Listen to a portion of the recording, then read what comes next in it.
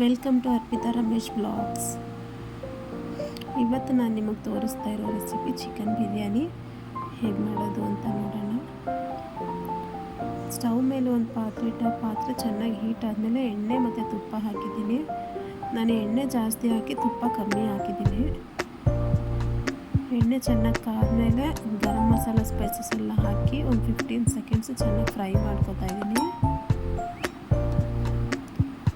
ಚೆನ್ನಾಗಿ ಫ್ರೈ ಆದಮೇಲೆ ಈರುಳ್ಳಿ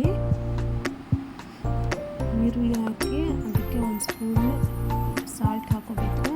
ಸಾಲ್ಟ್ ಹಾಕಿದ್ರೆ ಸ್ವಲ್ಪ ಬೇಗ ಫ್ರೈ ಆಗುತ್ತೆ ಈರುಳ್ಳಿ. ಒಂದು 8 ರಿಂದ 10 ನಿಮಿಷ ಚೆನ್ನಾಗಿ ಫ್ರೈ ಮಾಡ್ಕೋಬೇಕು. ಅದು ಕಲರ್ ಚೇಂಜ್ ಆಗೋವರೆಗೂ ಚೆನ್ನಾಗಿ ಫ್ರೈ ಮಾಡ್ಕೋಬೇಕು. ಅದು ಚೆನ್ನಾಗಿ ಫ್ರೈ ಆದಮೇಲೆ ಟೊಮೆಟೊ ಹಾಕ್ಕೋತಾ ಇದ್ದೀನಿ. ಅದು ಒಂದು 2 ಮಿನಿಟ್ಸ್ ಚೆನ್ನಾಗಿ ಫ್ರೈ ಮಾಡ್ಕೊತಾ ಇದ್ದೀನಿ. ಅದಾದಮೇಲೆ ಶುಂಠಿ ಬೆಳ್ಳುಳ್ಳಿ ಪೇಸ್ಟ್ ಹಾಕ್ಬಿಟ್ಟು ಒಂದು 5 ನಿಮಿಷ ಚೆನ್ನಾಗಿ ಫ್ರೈ ಮಾಡ್ಕೊತಾ ಇದ್ದೀನಿ. ಅದು 5 ಮಿನಿಟ್ಸ್ ಫ್ರೈ ಆದಮೇಲೆ ಪುದೀನ, ಕೊತ್ತಂಬರಿ ಸೊಪ್ಪು, ಹಸಿರು ಮೆಣಸಿನ್ಕಾಯಿ ಪೇಸ್ಟ್ ಹಾಕಬೇಕು.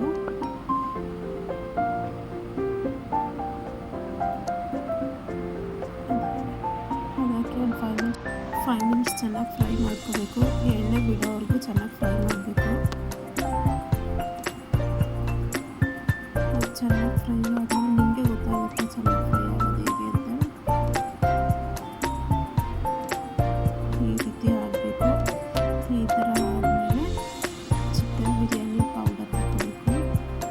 ಚಿಕನ್ ಬಿರಿಯಾನಿ ಮಸಾಲ ಅದು ಹಾಕಿ ಚೆನ್ನಾಗಿ ಫ್ರೈ ಮಾಡ್ಕೊತಾ ಇದ್ದೀನಿ. ಚಿಕನ್ ನಿಮ್ಗೆ ಎಷ್ಟು ಬೇಕೋ ಅಷ್ಟು ಚಿಕನ್ ಹಾಕೊಳ್ಳಿ.